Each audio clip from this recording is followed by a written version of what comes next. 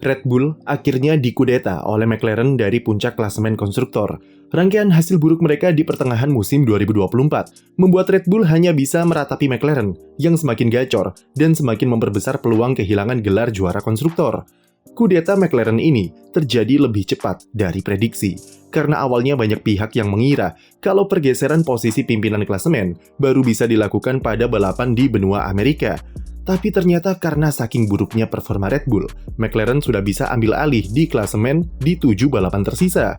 Sudah 7 balapan beruntun, Max Verstappen tak merasakan kemenangan dan Red Bull hanya naik 2 kali podium dalam 7 race tersebut.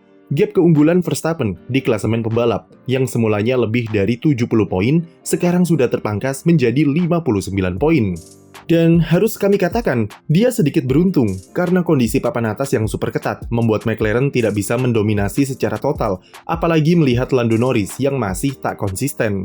Balapan di Monza dan Baku adalah akhir pekan mimpi buruk Red Bull musim ini, karena Verstappen hanya bisa finish di urutan ke-6 serta ke-5 dalam 2 balapan itu.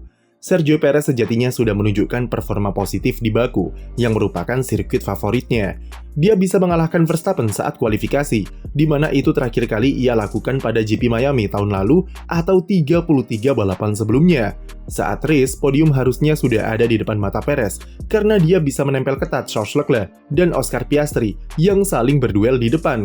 Bahkan Checo harusnya bisa raih podium runner-up, andai saja manuvernya di lap 50 lebih rapi, dan dia tidak terlibat insiden dengan Carlos Sainz yang membuatnya gagal finish.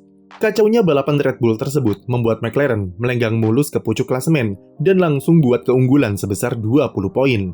RB20 yang awalnya dikira sebagai mobil evolusi dari mobil RB19 yang super dominan musim lalu, ternyata berubah menjadi monster yang memakan tuannya sendiri secara perlahan. Setidaknya begitulah klaim yang dikatakan oleh Max Verstappen setelah ia tak bisa berkutik di Monza dan Baku. Di Monza, Verstappen menderita karena masalah keseimbangan yang membuat mobilnya alami understeer yang parah dan berujung ke degradasi ban yang tidak bisa ia kendalikan. Fenomena yang tak mungkin kita bayangkan jika melihat seperti apa dominasi mereka musim lalu atau di awal 2024. Tapi seperti inilah kenyataannya, yaitu mobil RB20 malah menjadi sebuah mobil yang memiliki berbagai penyakit kronis yang sepertinya bakal butuh waktu untuk menyembuhkannya. Meskipun Red Bull sudah menerapkan berbagai cara untuk memodifikasi floor mereka mulai dari mencampur upgrade dengan komponen lama sampai kembali memakai eksperimen-eksperimen di masa lampau, tapi semua sama saja dan tak ada pengaruh yang signifikan. Datang ke Baku, Red Bull sebenarnya cukup optimis karena mereka sepertinya menemukan kunci dari permasalahan di mobilnya. Data yang mereka kumpulkan dari balapan mengerikan di Monza dipakai untuk mengidentifikasi apa yang salah di RB20, terutama soal keseimbangan mobil yang terlalu sensitif dengan kondisi sirkuit. Hasilnya, Red Bull datang ke Baku dengan kembali memasang upgrade floor yang mereka klaim merupakan hasil dari perpaduan 3 upgrade sebelumnya.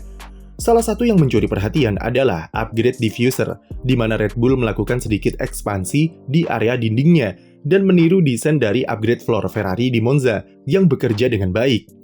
Di latihan bebas, hasilnya cukup positif, terutama bagi Sergio Perez yang kembali tampil kompetitif, bahkan sampai kualifikasi dan balapan. Bagi Max Verstappen, dia sejatinya juga rasakan dampak yang positif dan merasakan kalau keseimbangan mobil jadi lebih bisa dikendalikan dari balapan-balapan sebelum Baku.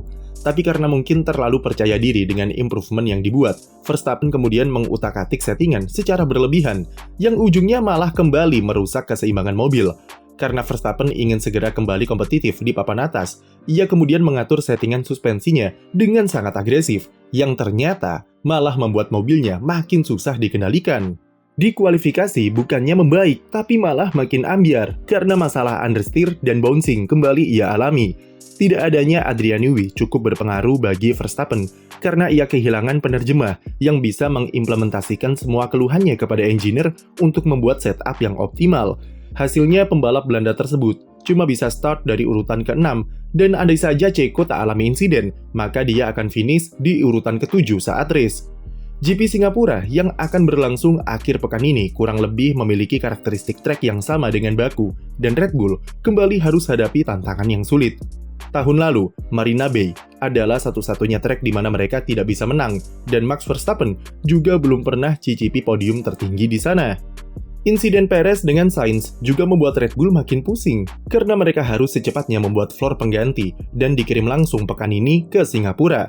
Red Bull sendiri menjanjikan kalau mereka bisa kembali kompetitif di GP Amerika Serikat mendatang dengan upgrade floor baru yang merupakan lanjutan dari upgrade Baku kemarin. Tapi Christian Horner sendiri cukup yakin mereka paling tidak bisa mengulangi perlawanan yang diberikan Sergio Perez seperti di Baku. Secara teknis, kita sudah sangat tahu soal apa masalah yang mereka alami, yaitu di persoalan floor dan optimalisasi setup. Tapi dari sisi internal, masalah Red Bull lebih kompleks dari yang terlihat di luar saja.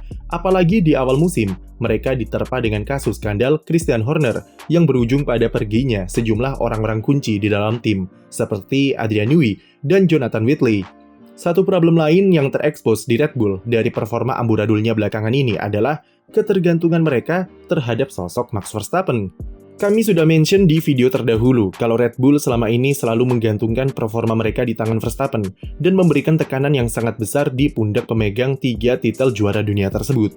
Vokal dan pedasnya kritikan Verstappen terhadap tim adalah gambaran kekesalan atas Red Bull yang selalu mengandalkannya tapi tak pernah muhasabah diri atas problem yang semakin nampak.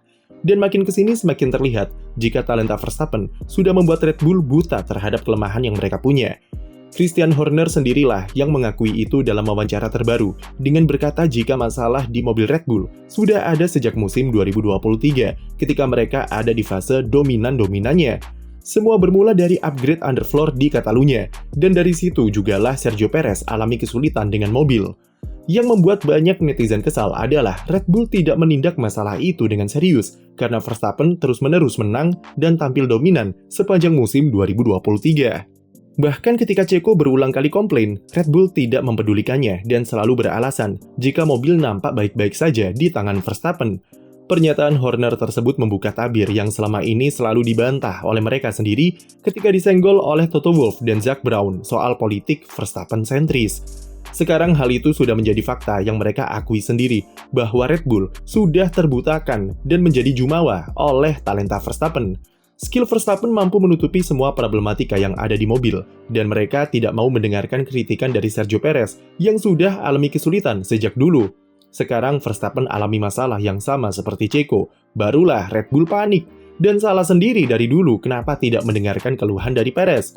Apa yang dialami Red Bull selama ini sama persis seperti Honda di MotoGP, di mana mereka terbutakan oleh talenta Marc Marquez dan terlalu jumawa dengan prestasinya. Ketika dia masih gacor, bahkan dengan motor yang problematik, sekalipun Marquez masih bisa menang. Tapi begitu ia cedera pada 2020, Honda kehilangan arah, dan mereka tak lagi kompetitif sampai kemudian Marquez memutuskan pindah ke Ducati. Dan bisa dilihat seperti apa nasib Honda saat ini, yang jadi penghuni papan bawah.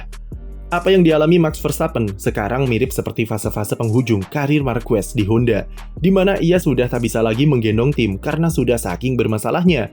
Bedanya adalah Verstappen masih menjadi pemimpin di klasemen dan masih berpeluang untuk juara dunia, meskipun tak ada jaminan juga ia bisa melakukan hal yang sama di tahun-tahun mendatang dengan kondisi seperti ini.